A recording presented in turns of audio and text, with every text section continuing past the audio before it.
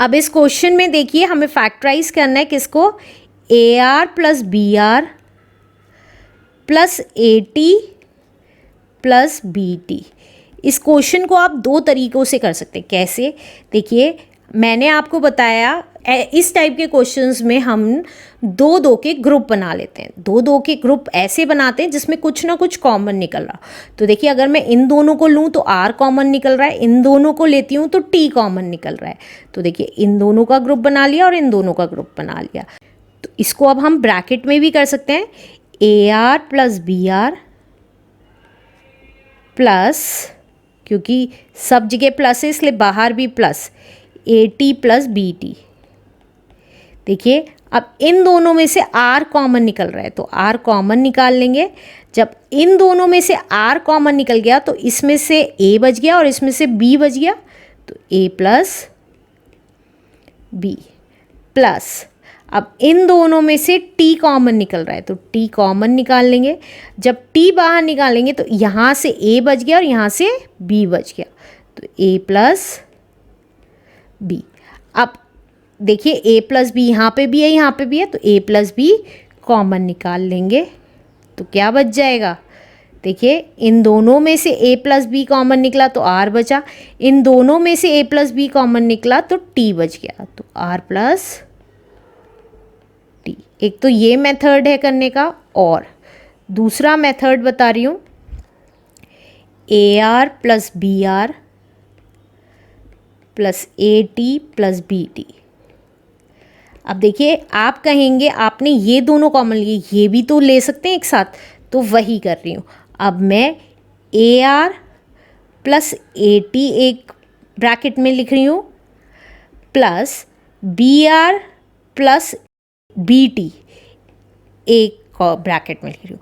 अब इन दोनों में से ए कॉमन है और इन दोनों में से बी कॉमन है, तो ए कॉमन निकाला। अब ए कॉमन निकाला तो आर प्लस टी बच गया। इसी तरीके से सेकेंड ब्रैकेट में से अगर बी कॉमन निकाला तो आर प्लस टी बच गया।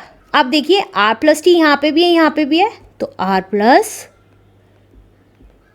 टी कॉमन निकल गया, तो क्या बच गया। देखिए इन दोनों में से आर प्लस टी कॉमन निकला तो ए बच गया, इन दोनों में से आर प्लस टी कॉमन निकला तो बी बच गया, ए प्लस बी।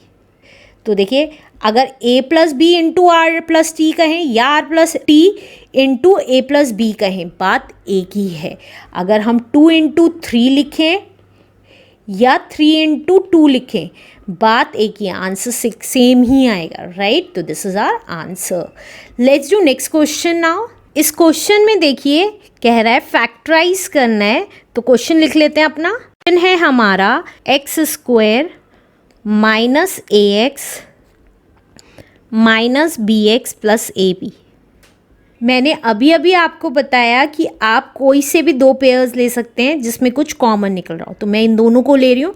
अगर आपने मेरे लास्ट के क्वेश्चंस नहीं देखे हैं तो प्लीज़ उनको ज़रूर देख लें, उसका लिंक मेरे डिस्क्रिप्शन बॉक्स में गिवन है, या आप मेरी साइट www.elearnmaths.in पे जाएँ, सिंपली क्लास क्लिक करें, बुक क्लिक करें और ड्रॉप डाउन के थ्रू किसी भी चैप्टर की एक्सरसाइज का प्लेलिस्ट देख सकते हैं। तो अब देखिए मैं इनको ब्रैकेट में लिख देती हूँ, x square minus a x.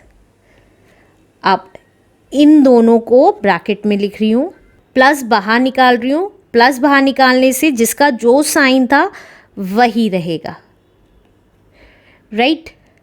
अब इन दोनों में से देखिए अगर मैं x कॉमन निकाल लेती हूँ, x कॉमन निकल जाएगा, तो x कॉमन निकाल लिया तो क्या बच जाएगा। इस एक्स स्क्वायर था, एक एक्स बाहर निकला तो एक एक्स बच गया, माइनस, क्योंकि प्लस माइनस माइनस होता है, ए एक्स में से एक्स कॉमन निकाला तो ए बच गया। अब देखिए प्लस एज इट इज, इन दोनों में से बी कॉमन है तो बी कॉमन निकाल दिया, तो क्या बच गया, माइनस का एक्स बच गया यहाँ पे और प्लस का ए बच गया। अब देखिए यहाँ पे x प्लस का है लेकिन यहाँ x माइनस का है, यहाँ पे a माइनस का है तो यहाँ प्लस का है।